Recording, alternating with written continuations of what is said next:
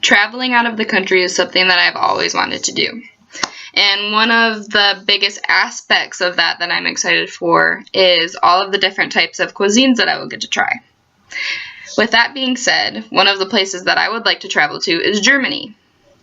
My great-great-great-grandparents actually traveled here to the United States by boat, and so luckily I've been able to have authentic German cuisines, and I've actually been able to make them.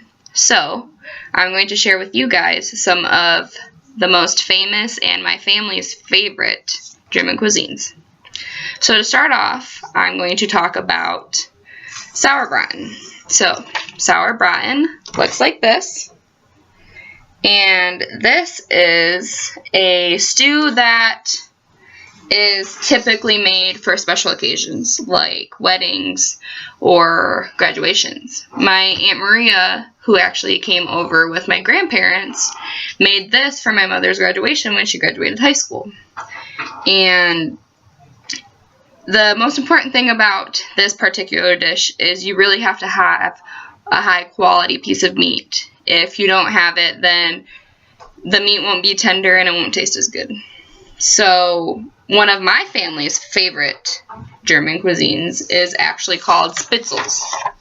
So Spitzels looks like this. And what Spitzels is it's basically an egg noodle that you make yourself. And you cook it in a broth. So my family does chicken and schnitzels, and you cook the schnitzels in the broth from the chicken. And this is our comfort food. It's our go-to comfort food for our family. So when we have relatives who come up from down south, we make this. And typically we have this every single Thanksgiving. It's by far one of my favorite German cuisines. So the next thing on the list is Bratkartoffeln. I know it's a weird word to pronounce, but what these are they are basically fried potatoes. Now, the most important thing about this dish is you always have to make it with onions and bacon. That's the most important thing with this dish. And with Germans, they almost like to cook it so it's burnt. It has to be really crispy.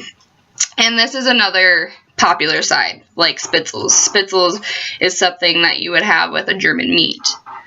Or it's one of a popular side that they have. So the next thing is actually goulash. So I know many people have had goulash, but it's a different type of goulash. So this goulash looks like this, and it does have noodles in it. Like our goulash, we use elbow noodles, but this one has really big pieces of meat. And not all Germans use noodles. It depends on the region of Germany that they're from. But this is another one that my family likes too. We have it both ways. We have it the German way and then the one with elbow noodles. So the last main course dish that I'm going to talk about desserts here in a second, is schnitzels. So schnitzels looks like this. And this is a main dish that you would have with something like the Spitzels. And this is basically veal meat. Veal meat's the most popular meat to use with this, but it's flour, eggs, and breadcrumbs, and then it's fried. So you'd have this with Spitzels or the Bratkartoffeln.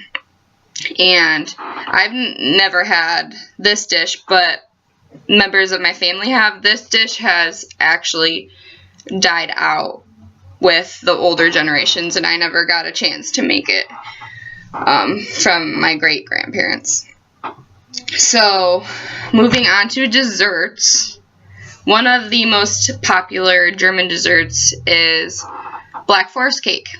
And I actually have never known that Black Forest cake is German. My family made it all the time, and until I had to do my research for this project, I did not know that it was German. So Black Forest cake typically looks like this, and normally it always has cherries on it. And this is something that family members also bring to special events, such as typically more so for graduation parties, and sometimes for weddings. It depends on the type of wedding.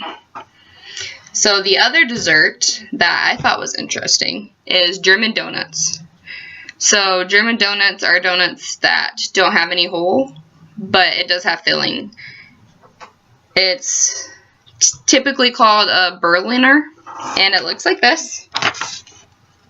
And it's normally filled with some sort of fruit. My Aunt Maria actually would make these all the time, and she would use the fruit from her garden.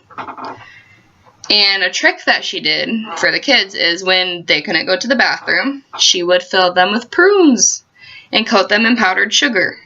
And none of the kids ever knew. My mother did not ever know until my grandma told her.